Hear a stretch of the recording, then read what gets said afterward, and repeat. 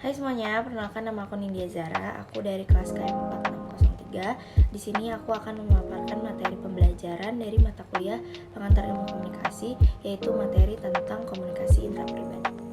Komunikasi intrapribadi.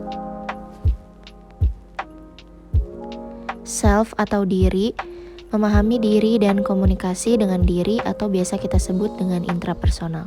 Yang pertama, self atau diri adalah sistem sudut pandang yang terus berubah, yang dibentuk dan dipelihara dalam komunikasi dengan orang lain maupun diri sendiri. Yang kedua, diri itu bukan bawaan lahir, tapi berkembang karena komunikasi dan partisipasi dengan dunia sosial. Yang ketiga, lewat komunikasi intrapersonal, kita mengingatkan diri kita mengenai perspektif orang lain dan bagaimana mereka melihat kita. Apa yang kita pikirkan sekarang tentu akan menentukan masa depan kita. Nah, selanjutnya ada pembentuk konsep diri. Ada 4 jenis pembentuk konsep diri, diantaranya yang pertama ada komunikasi dengan anggota keluarga, others image. Yang kedua ada komunikasi dengan teman sebaya, social comparison. Yang ketiga ada komunikasi dengan masyarakat, cultural teachings. Yang keempat ada komunikasi dengan diri sendiri atau sugesti atau your interpretation and evaluation. Nah, yang pertama kita di sini bakal bahas komunikasi dengan anggota keluarga atau others image. Jadi, orang tua dan anggota keluarga lain itu mengkomunikasikan siapa kita dan apa kita itu pakai 3 cara. Yang pertama di sini ada definisi langsung atau direct definition. Jadi, itu tuh berupa komunikasi secara eksplisit atau langsung yang memberitahu kita siapa diri kita dengan memberi label pada diri dan perilaku kita. Nah, yang kedua ada naskah identitas atau identity script. Jadi itu tuh berupa aturan dan bagaimana kita seharusnya hidup dan seharusnya menjadi. Dan yang ketiga ada gaya keterikatan, attachment styles.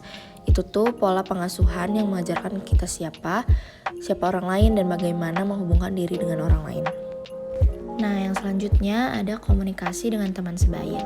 Nah, dalam hubungan ini, individu itu belajar perbandingan sosial atau biasa kita sebut social comparison, yaitu membandingkan diri kita sendiri dengan orang lain untuk membentuk penilaian tentang bakat, daya tarik, kemampuan, keterampilan kepemimpinan kita, dan seterusnya.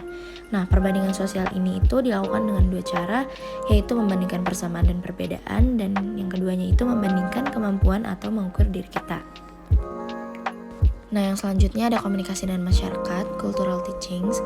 Masyarakat dan budaya yang dianutnya mengajarkan kepada individu apa yang pantas atau tidak pantas, baik atau buruk, benar atau salah. Masyarakat barat dan timur memiliki nilai-nilai yang berbeda yang diajarkan kepada anggotanya. Nah, yang keempat ada komunikasi dengan diri sendiri atau sugesti, your interpretation and evaluation. Sugesti itu adalah proses bagaimana seseorang bertindak sesuai dengan bagaimana dia percaya persepsi dirinya sendiri. Nah, karena kita sering menginternalisasi perspektif orang lain, kita bisa memberikan label pada diri sendiri seperti yang mereka lakukan dan kemudian bertindak untuk memenuhi label tersebut. Nah, di sini ada konsep diri yang kuat dan lemah. Kalau misalkan konsep diri yang kuat dapat menggambarkan sejumlah keterampilan, pengetahuan, kompetensi, dan karakter pribadi. Sedangkan yang konsep diri lemah tidak dapat menggambarkan keterampilan, kemampuan, pengetahuan, kompetensi, atau karakter pribadi yang dimiliki. Konsep diri yang kuat itu dapat berpikir positif pada diri sendiri, sedangkan konsep diri lemah itu berpikir negatif pada diri sendiri. Nah, yang selanjutnya ada kesadaran diri. Kesadaran diri ini melibatkan merefleksikan dan mengawasi perilaku diri sendiri, melibatkan komunikasi intrapersonal. Nah, ada yang namanya teori Johari Window.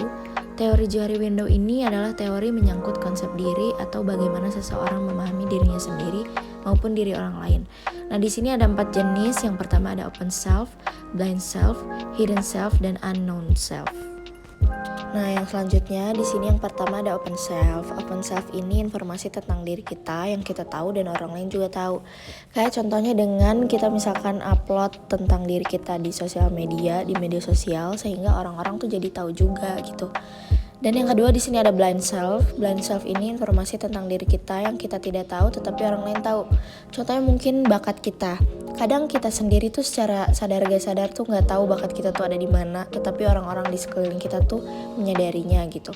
Dan yang ketiga itu ada hidden self, informasi tentang diri kita yang kita tahu tetapi orang lain tidak tahu.